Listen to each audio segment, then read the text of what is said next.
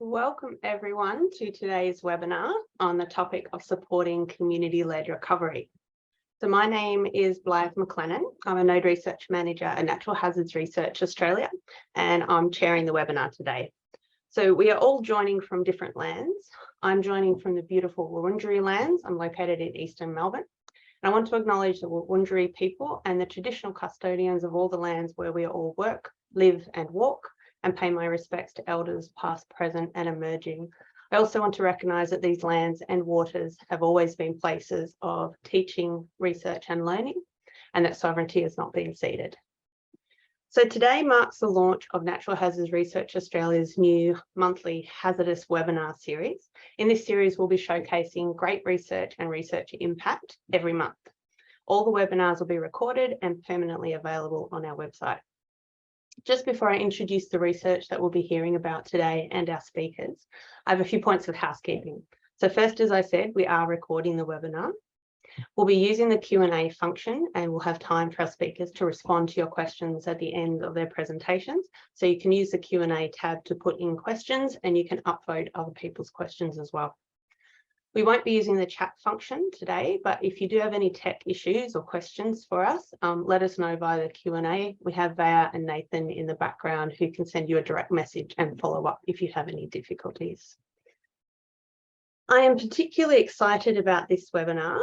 I've had the pleasure of tagging along for the ride with this particular research team and their project, which has been developing tools to help community recovery committees form, plan and identify the help they need. The project's called Community-Led Recovery, Evidence, Dimensions and Supports for Community Recovery Committees, or REGROUP for short. The research team includes Professor Lisa Gibbs, Dr. Kate Brady, and two of our speakers today, Dr. Colin Gallagher and Hannah Morrice, who are all from the University of Melbourne. The research builds on from an earlier project that was conducted by the same research team through the Bushfire Natural Hazards Cooperative Research Centre as part of the Black Summer research program. The first project was co-funded by what was then Bushfire Recovery Victoria, now Emergency Recovery Victoria at the time, and the current project is co-funded by Emergency Management Victoria. So without further ado, it is my great pleasure to introduce today's speakers. So first we have Dr. Colin Gallagher. Colin's a research fellow in social network analysis at the Child and Community Wellbeing Unit at the University of Melbourne. Through 10 years of experience working in the Beyond Bushfires project, he is Australia's foremost expert on network-based community resilience following disaster.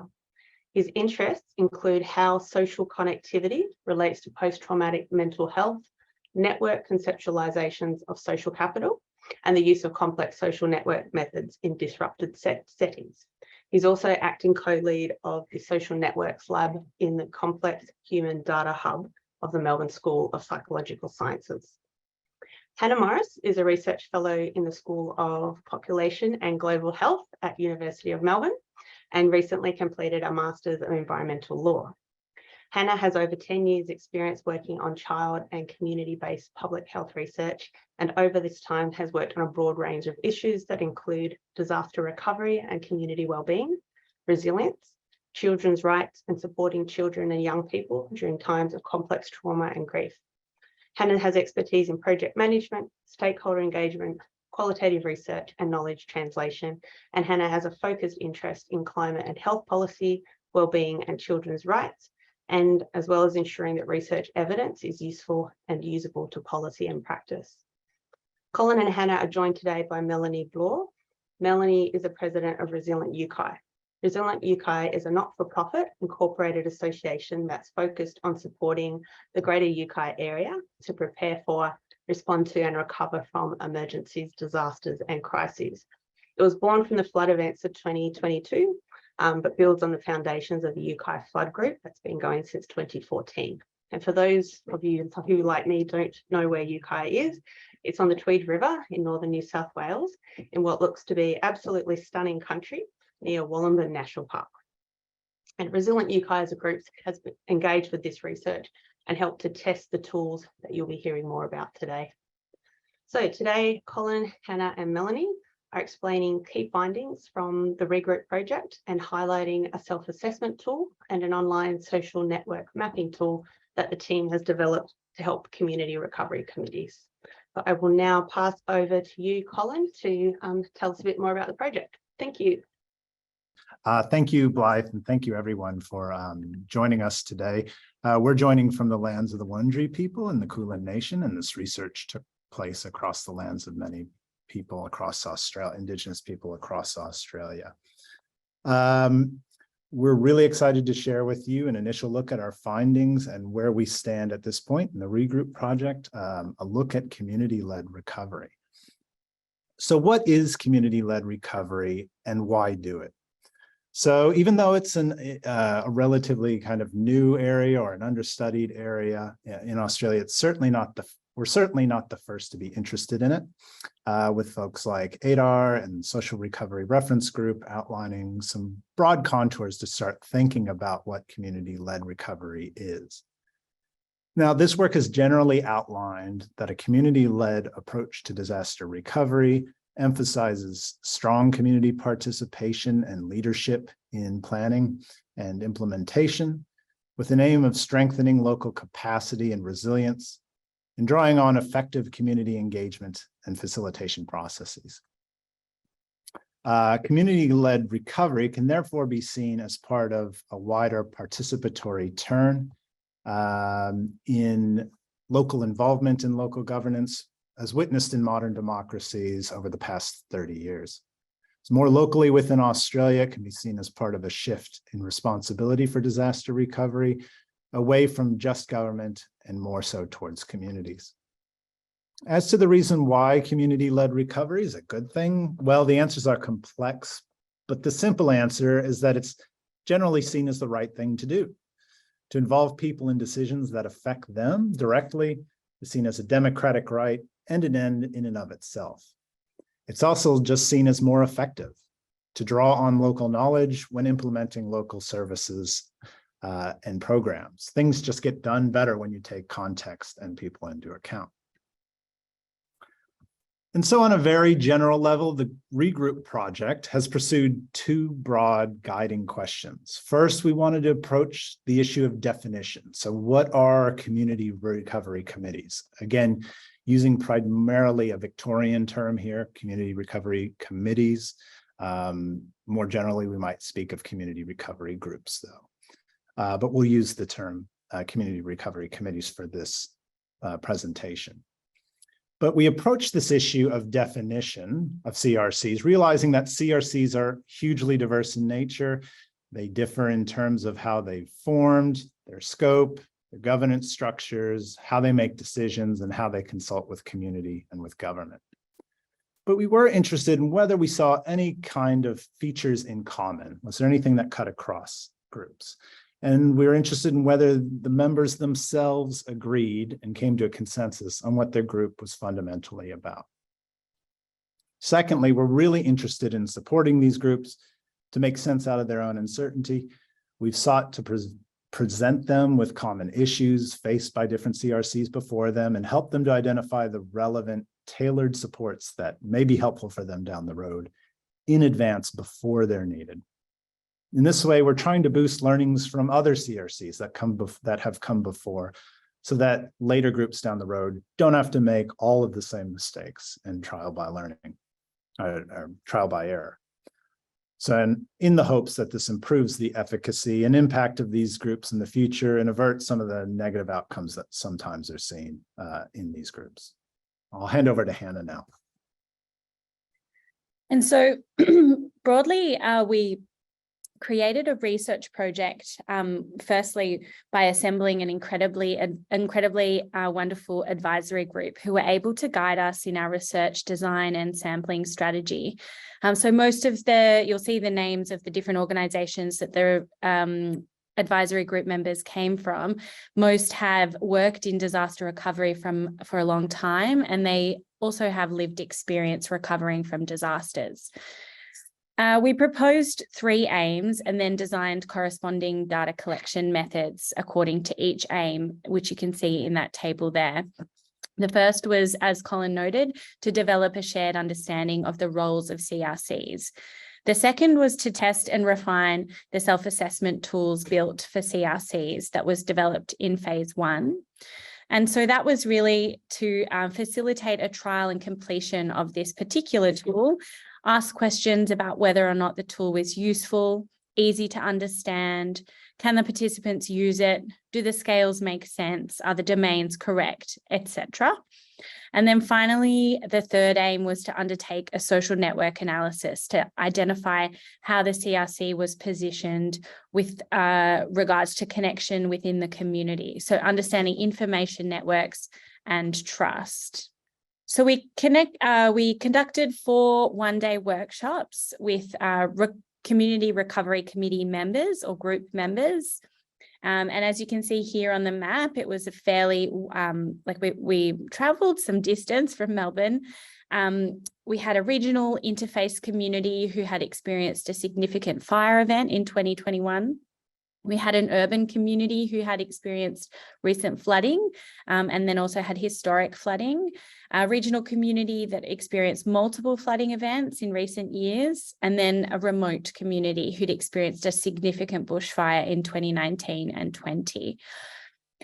Basically, the day was a one-day workshop where we invited community members to come, and then we provided them with some iPads, with some catering, and we did a series of activities, which I'll go through in the next few slides. The second part of our data collection involved sending out the online survey with recovery workers who were professional, so either paid through a non-for-profit organisation, a local council or state government role where they had sort of a recovery worker role in some capacity. Here are some images of what we did on the day. So the first one is just the community members completing the tangible social network mapping exercise. And then the second photo sort of illustrates a discussion after feeding back some results from one of their surveys, which I'll now talk about. So the first activity we did was to ask them to complete a Q-sort survey. So this uses Q methodology, which is a mixed systematic approach to study individuals' perspectives or subjectivity on a particular topic. It helps us identify areas of agreement and disagreement, and then different patterns of thought on a particular subject. The focus is more about how people think about a topic rather than how many people think a particular thing. So participants completed a Q-sort activity on their iPads to provide, and we created some statements for them to order basically in that pyramid shape that you can see on the screen. So we asked them to answer for this statement, click whether you agree, disagree, or neutral that aligns most with your view on what an ideal community recovery committee should look like. We had 2 parts to this. We had part A, which had 35 statements relating to procedure or how a CRC should operate. And then part B had 23 statements which related to the policy questions or the why a CRC should operate. We created these statements based on our existing literature review that was done in phase 1 of the project, and then as well as consultation with our project reference group committee or advisory group committee. So after participants completed this on the iPads, we actually gathered the results in real time on the day of the workshop, and within sort of 15 minutes, we're able to feed back the results to the participants. And this is an example of what we showed participants on the day. We analysed the results using principal components analysis to group the statements and participants into different camps. So if they had like-minded clusters, they were in one camp, and then another like-minded cluster was put into another camp. We mainly looked at areas of highest agreement and highest disagreement within the groups. So this is an example here. You can see most of you agreed with these statements, and then we would read out those statements one by one and have a discussion with people. This opened up further discussion on topics of where there was particularly disagreement, and then allowed for a constructive and deliberative conversation in order to move through those issues. So here you can see an example of what we showed them for the disagreement.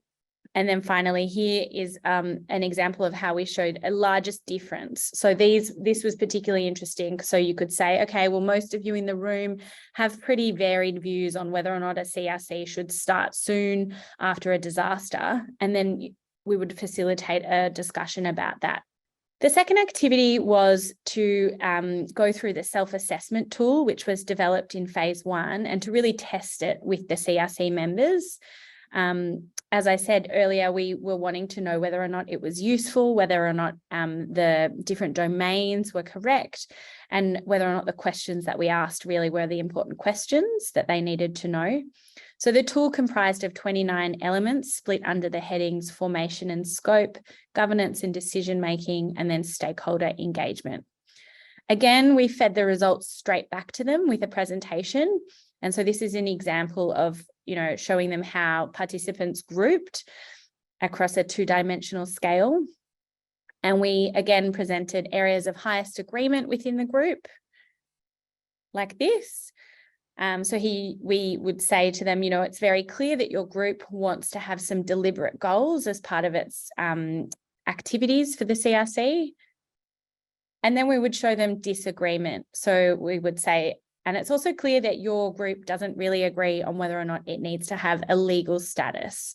This is a really interesting question because it basically, if a CRC group would like to have a legal status, it actually helps in being able to receive funding and use different pockets of money for different activities. So this is quite a contentious and important question for CRC members to deliberate on and come to an agreement on. I'll hand back over to Colin. So as a third step in this project, we're interested in where the CRC is located in the social fabric of the community. So this was based on the idea of a community network in which people are connected to each other through their common local group connections, be it service groups, civic groups, religious groups, sports clubs, arts and crafts, you name it, even workplaces. So oftentimes this is the stuff, the social fabric that CRCs are made from. CRC members are often highly connected members of these kinds of networks, or even CRCs themselves might be converted from pre-existing groups and take on a new role and character, such as a town hall committee. So these connections are, generally speaking, very valuable to the CRC and locate them in a broader community structure. And there could be certain advantages or disadvantages for being at the center of the community or on the edge. So it might be important where you're located in this network to how you do the job of, say, representation and how much effort the group has to expend in reaching out to the wider community. So this aim led us to a proof of concept in community mapping to help CRCs to optimize the community consultation process and make it both more effective, but also less effortful. So the main idea here is to give a CRC a useful map of their community that has some practical uses around consultation. So with the first few groups, we started off with a very hands-on exercise, which you see in the lower left, to understand a bit more about how CRC members understood and used their networks. This made use of a pin board and push pins and different colored yarn to kind of elicit different ideas about what connection means, how it's used, and so forth. But over the course of the project, this developed into an online tool that is now in a beta stage of development, which allows this all to happen online and on a grander scale, ideally across the community as a whole. So I'll pop a link in the chat that lets you kind of at least take a look at the visualization behind this. I'll hand back to Hannah now. Oh no, I'll stay on. Okay. So just some findings from our project. So we wanted to start off by offering a relatively surface level working definition of what a CRC is that came out of the Q-sort methodology. So this is a data-driven definition using what we gathered. And our very initial definition is that CRCs are a manifestation of public participation in local planning and policymaking for disaster recovery. They are entities formed purposefully by communities to be an active party to decision-making about recovery. These groups negotiate rules for membership and operation, their scope, their relationship to government, and their model of representation and accountability to the community. Naturally, that leaves a lot of things undefined or at least up for variation, and that's what we think is important.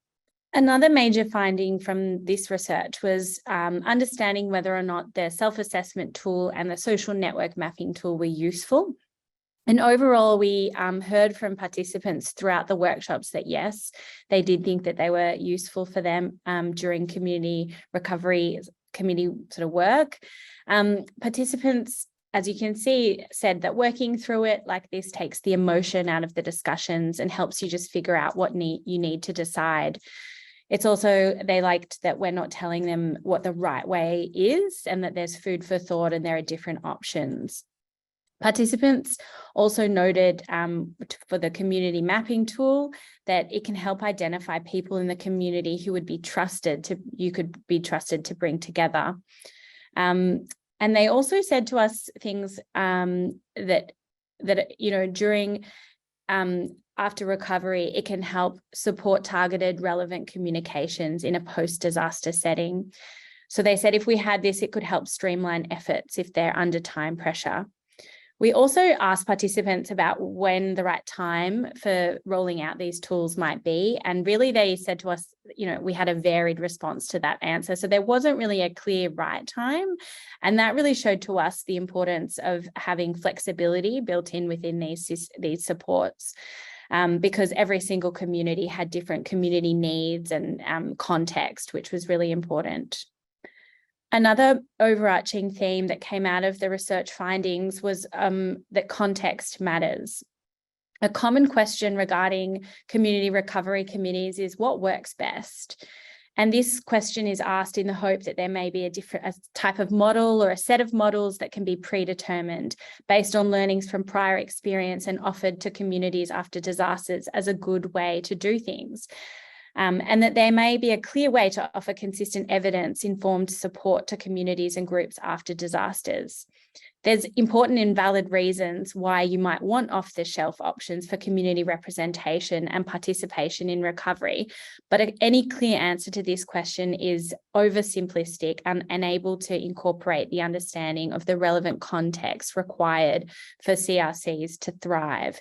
So what this research has really shown is that rather than continuing to ask what is a good model for community recovery committees, we suggest asking a different question, which is what do we need to better understand the context of disaster-affected communities for recovery committees to have the best chance of success? So a particular interest of ours turns to the issue of representativeness and the legitimacy of CRCs within their community and how they're viewed as legitimate within their communities. So we were interested in whether the CRC saw itself as speaking on behalf of the community.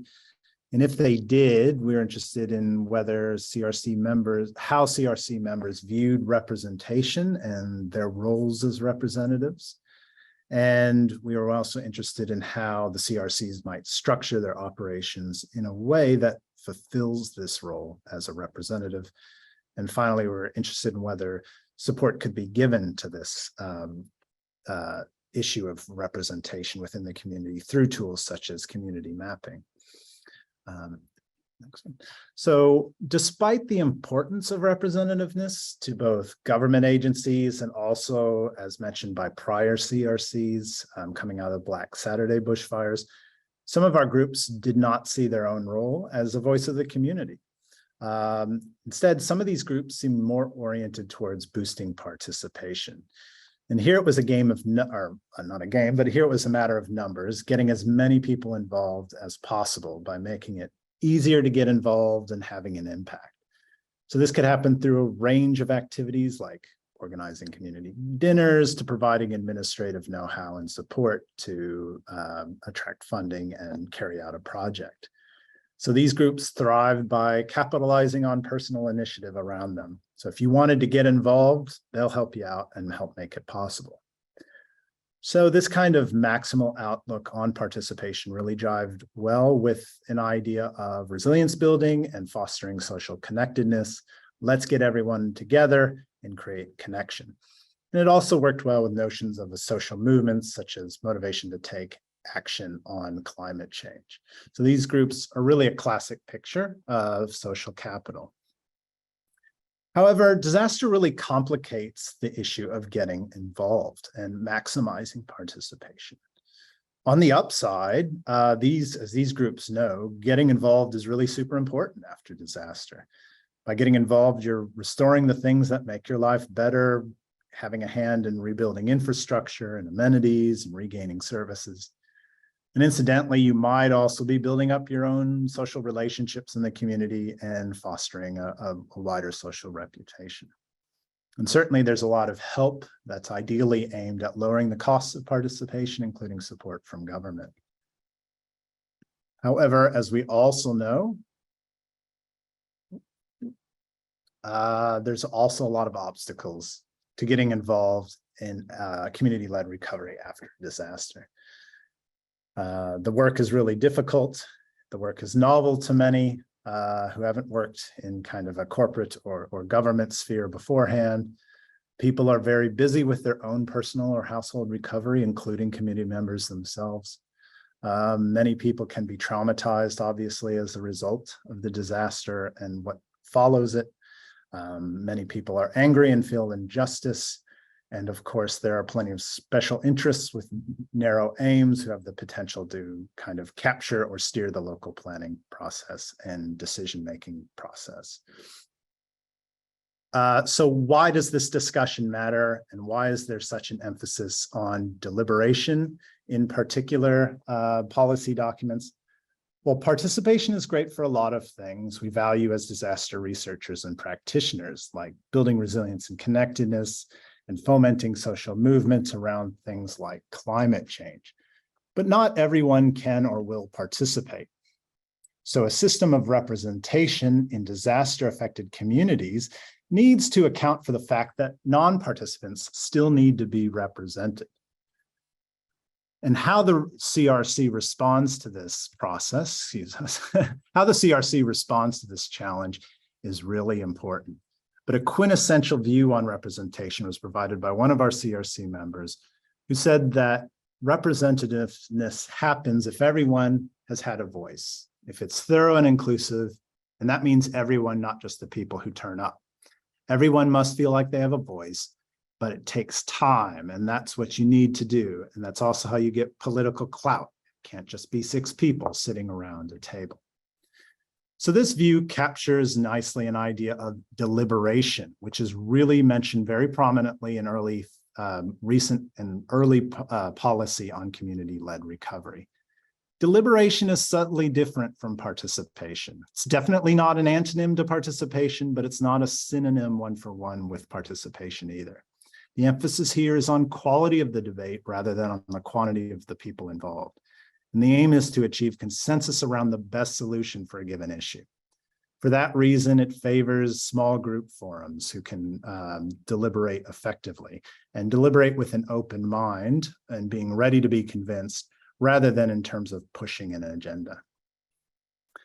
Now, this all sounds great and potentially is a great fit for a recovery scenario, but deliberation itself requires a particular response to how you establish representativeness. This is because it is based around a small group of decision makers, you need to represent legitimately people who aren't physically present at that forum, but you also need to remain open to persuasion within the forum. So there's an inherent tension there that needs to be negotiated. And one key, and there are no magic bullets, but one key is robust ongoing consultation with many groups across the community to continually get an idea about what their preferences are and updating those preferences over time. But even this is a difficult issue, and then we need to pay some attention to how technical or hard to explain an issue is. So more technical issues might require more deliberation within the group and with experts. So just to wrap up our little explanation here, we wanted just to talk about where we're going from here in terms of next steps with this project. This is a project we hope to carry on in a major way, pending funding. And in the immediate term, we're looking at a few further steps with both analysis and utilization of the tools we've developed. Kind of as a memory device, think of the acronym of FIRM. We want to further analyze the data we have on both the opinions and viewpoints of CRCs and government officials to understand points of commonality, but also points of difference. We want to make sure that the tools we've created are fit for purpose, both in terms of their we do this by implementing new methods and evaluating them, evaluating the process to make sure they're doing what we hope that they'll do. We want to create a foundation for collaboration on these tools. We don't want to necessarily wholly own them. We want to collaborate with others and make them better. We want to integrate these tools into into stakeholder practice within government and other advisory bodies. We're really interested on representativeness as a particular issue and how to base advice off of chosen models of representation within CRCs. And finally, we just want to make a more accessible and engaging platform for the tools. Thank you. And that pretty much completes our part of the presentation. Another big thanks to the team who are not able to join us today, but Professor Lisa Gibbs, Dr. Kate Brady, who many of you probably know, she's really the heart of this project. And without her incredible wealth of experience and knowledge and connections to people in their recovery space, it wouldn't have been such a successful project, I'm sure. We'd also like to thank our reference group and particularly NHRA, particularly Blythe. She's been such an incredible support to this project. And if you get a chance to work with her, then please do. Folks at the data analytics platform for helping us take the social network mapping tool live and online. And lastly, to the wonderful communities who were so gracious in letting us come to their town and to work with them. And we're really lucky actually to have one of those beautiful community members here with us today, who I'll now hand over to. Blythe introduced her, and this is Melanie Bloor from Resilient UKI. I'm just going to presume this is working and that you can all hear me great.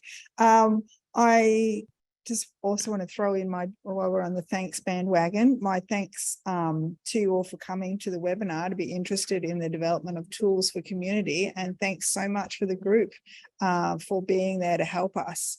A little history from me, as was explained, I live in a village called UKI at the base of the Sacred Mountain on Bundjalung country that created the Northern Rivers. We've got about 3,000 people in our greater area. We've got an interesting, heady, diverse mix of alternative lifestylers and farmers, which makes for some interesting times. And we've got steep forested slopes that fall down into thin alluvial plains, crisscrossed by a lot of different tributaries that all feed into the Tweed River.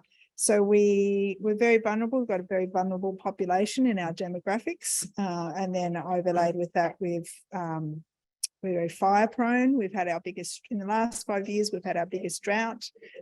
We went through the Black Summer. I lost a number of houses in that.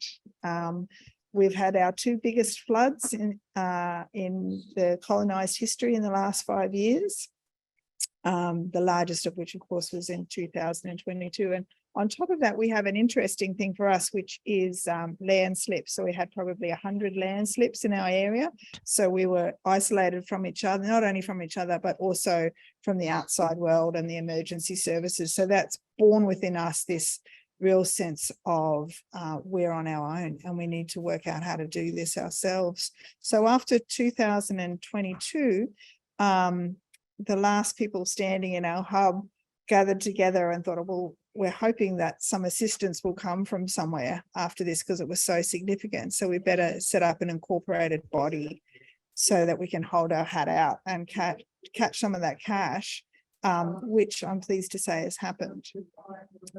So we cracked on and filled in the paperwork, and there we go. We've got a little ink after our name, and we started putting in grant applications, not really giving any consideration to whether we were being representative, how we should go about doing this, what was the best way to do this. You know, we just knew that time was of the essence. And in our broader region of the Northern Rivers, we were one of the very first community groups to put that paperwork in and to hold out our hands. And we were able to receive some assistance that a lot of our neighbours have not been able to do because they were still mopping up in those early moments.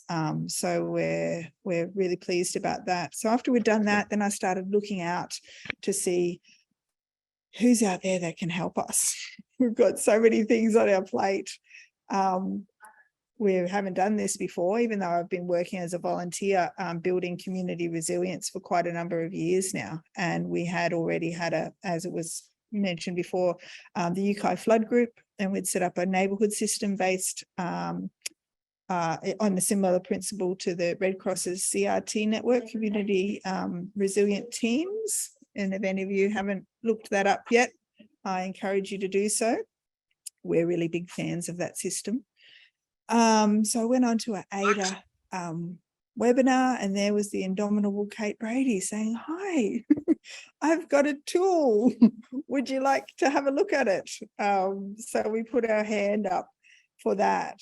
And for that, we're very thankful. And we're hoping that there'll be a lot more of this. I've just come back from the Transformations conference in Sydney, which is an international academic conference, to be the voice of the community, to say hello out there. You've got so much knowledge and so much wisdom, and you're sharing that horizontally and looking for policy change, but we really need your assistance down here at the bottom, at the lowest common denominator. And what have you got for us? So for us, I'm hoping this is the start of a tool building movement, and that these tools will be built, stored somewhere in a knowledge sharing hub that will be able to help us move forward in those crunchy moments. So often from around here, we were lucky we already had a group in place, but most of our neighbours didn't.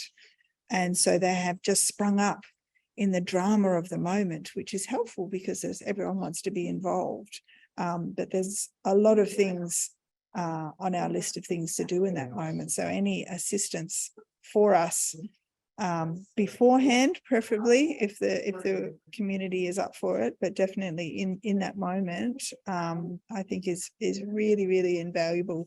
So for us, using us as the case study, we're the one that Colin mentioned that are not pretending to be representative. We are our philosophy is to come underneath and support the neighbourhoods to do what they want to do, what's needed for them, and to help facilitate those things to occur, and look at the commonalities and try and see if we can get some resources to support them. But moving forward, we understand that the rigid chain of command is going to have a very difficult time in connecting in with that very nebulous jelly-like structure that is community.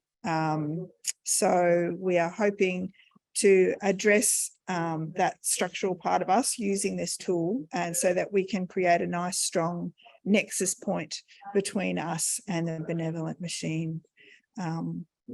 Looking forward to the unfolding, the tool building, the tool sharing, and the strengthening of our group and others around. And I must apologise for the background noise. This is what community work looks like. It's me taking an hour off my job and doing this in the Community Technology Centre next to the bakery.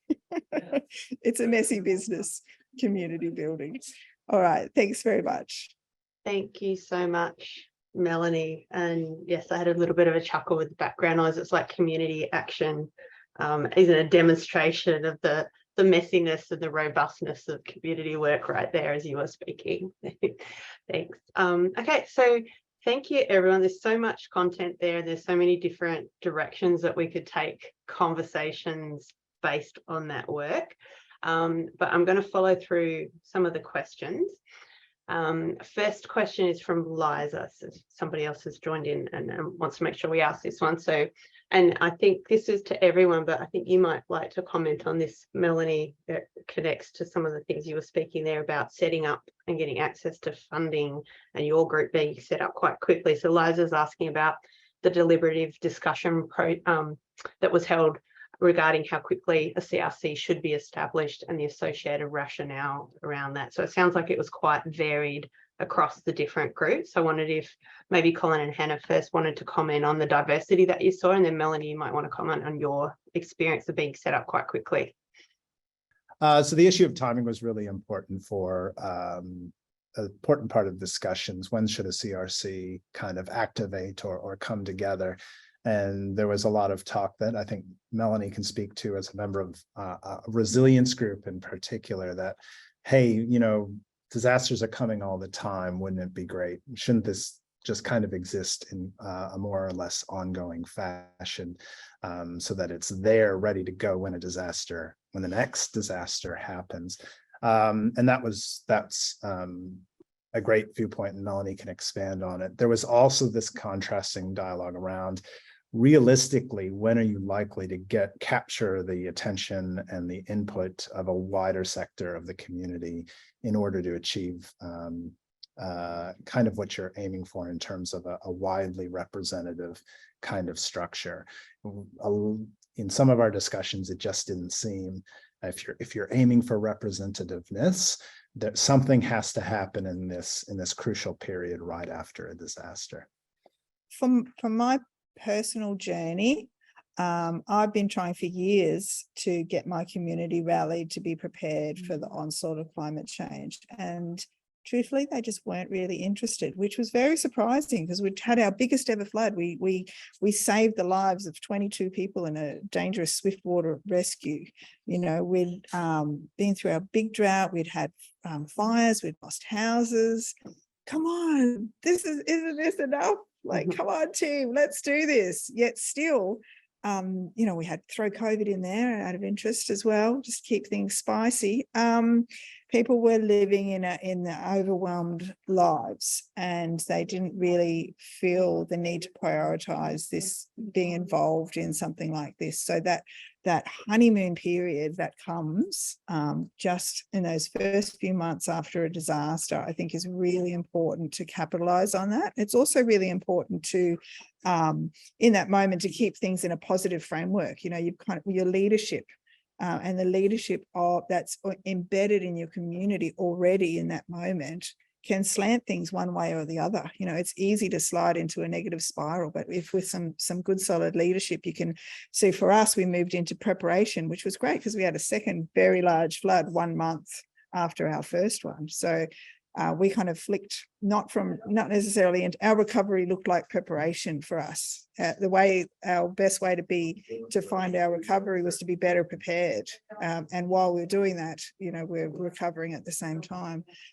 So I think having things in place where they can be found really easily in that one moment, I think is really careful. And also providing the opportunity to create that fertile ground so that community leaders who want to, even if it's just for their own personal development, or groups who have created after a disaster and things have settled down and everything's like there's no big fires on the horizon, can start to build their capacity, their leadership capacity in those quieter moments, I think are really important, so that when the seed of opportunity comes, that it lands on fertile ground and you can turn it into a positive gain. I'll just add towards just at the end as well. I think we asked this question to all 4 of our community groups, and all of them had different answers about when they thought the tool would have been most useful to them. But we also noticed we had different, like all community groups were on different stages of the journey. So Melanie Bloor, that group in UKI sort of knew each other quite well and had sort of come together. You know, we had a sense that they had sort of at the very least had some of those preliminary discussions about who they wanted to be and what they wanted to do. But we did have other groups that were really at the beginning of that stage and that were really just coming together. And so I think as a research team, we reflected that this tool would actually be useful as a cyclical thing, so that you would actually revisit it after sort of 12 months time and then again in 12 months time, because it was the differences in answers kind of varied according to where they were on the journey, and what they needed to solidify and revisit. And I think what Melanie is talking about, the motivation and the where people sit within the disaster recovery journey, is actually quite important to how they then come together and work together. Because for example, one of the groups that was very early in the stages of forming together really still had a lot to process in terms of what they were angry about, what went wrong, who to blame for different things. And so you could see that they needed to really work through that before they were then able to kind of constructively come together and do anything positive. So yeah, I would say that there's annoyingly no really good answer for when to do it, but also to recognize that it's probably something you'll need to do a few times. If I can just comment on that a little bit too, I love that idea. And that's the idea of it being, stashed away in a knowledge sharing hub and not delivered. We don't have to find the funds to pay for a consultant to come and help us with this program. We can just come back and visit this as many times as we want. And trust me, we will. It's on our list of things to do, is to spend some really serious time going through what we've got out of this tool and doing the whole process again. And I think that's really important part of the conversation we're having, is that communities have the option to choose their own adventure, in their own way, and pick the tools they feel are for them in that moment. So may this be the start of many more tools. Yeah, I liked your phrase there. Was it a tool building movement? I think you said, Melanie. I like the sound of that. Very proactive and very pragmatic and real kind of support. I wanted to throw to a question from Kath, because it's related to the issue of timing and when to use tools. And this might be one for you, Colin. So this is about the social network mapping tool.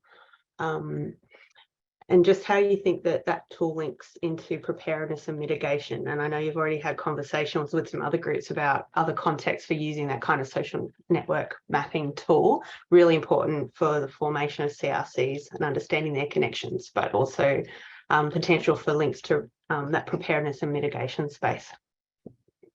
Absolutely. That was kind of a not surprising, but unplanned for kind of finding from unveiling this and looking through it. We originally envisioned this as kind of an enhancement to community consultation, providing people with some targeted advice around who to liaise with, who to communicate with, what kind of patterns of communication should ideally achieve the most kind of spread and impact. But in talking about the tool with the groups, a lot of them, including Resilient UCI, did kind of emerge from an emergency management, emergency response, at least elements to their character. And so a lot of them commented on how useful this would be, not necessarily, potentially useful in the months and years after, but in a disaster, but really in kind of the midst of a disaster. I think I'll turn it over to Melanie, because again, her group's commentary was so on point here. But using that as a quick map to who knows who, or who's connected to what spots that need to be checked in on at moments when there's like blackouts in terms of other ways to communicate. Melanie, did you feel? Yeah, thanks, Colin. The system that we're working on in UCI, again, sorry about that raucous, happy community noise in the background there, eating pies, is often these networks are looking at the school, the community groups and the kind of the well-connected community members. But because we get so isolated from each other, we're taking a slightly different approach, where we're sort of breaking our area up into neighbourhoods, so between 1 and 300, and often these are based on where the landslip is or where the river is or where they become isolated from each other, and then looking within that area proactively to see who can be the networker for that back end of the street, or who can be the networker for this spend up here. So we're looking at not only who's there and mapping the players, but looking where the gaps are as well, and proactively finding people to be conscious leaders in those areas, and then networking them so that essentially working on a neighbours knowing neighbours system, and then neighbourhoods knowing neighbourhoods so they can help each other across that way, and then in a broader context. And then we're obviously looking at how we can help the other side of the mountain from us, you know, when their roads get completely cut and we're the only way out, you know, networking on that much broader scale as well. So Colin, have I got work for you? I will just add on to that, this is technology, and something we've kind of pinpointed already is that it's web-based, and webs tend to go down, the internet tends to go down when disasters strike. So one of the accessibility plans we have for it is an ability to just kind of pull an entire database down, subject to the right data governance rules, pull that database down into something that can just sit on a computer, and you're not having to rely on very spotty internet coverage. Yeah, and analog versions. So we're working on a paper system for everything, and we've got a little two-way system now. So we had I'm sure we're not the only community that's had this, but we had no power, no internet, no phone, no town water, and no access from the outside. So that puts us in a whole new place of fostering connection. If connection is the answer, making sure that we have connection is part of that. Yeah. Thanks. Thanks, Melanie. I'll go to a question from Danielle first, because it's related to some of the topics that you've been touching on, and then I'll go to Todd's question next, which is a popular one. So Danielle's question is about thoughts on questions of power and existing dynamics in communities, which you touched on, Melanie, of, you know, there's pockets of isolation and different communication channels that pre-exist. So I was wondering for some commentary from you around dynamics of class and gender and race and disability and so forth, and how they kind of impact all of this and what you've found. Yeah, thanks. So we're working on a slightly different model, as I said, where we're not pretending to be representational. We're just really there to help humans, to help other humans, and hope that they're going to get on with the job of saving each other's lives in the moment, and looking after each other in the aftermath as well as they can. So we are using the CRT model, for example.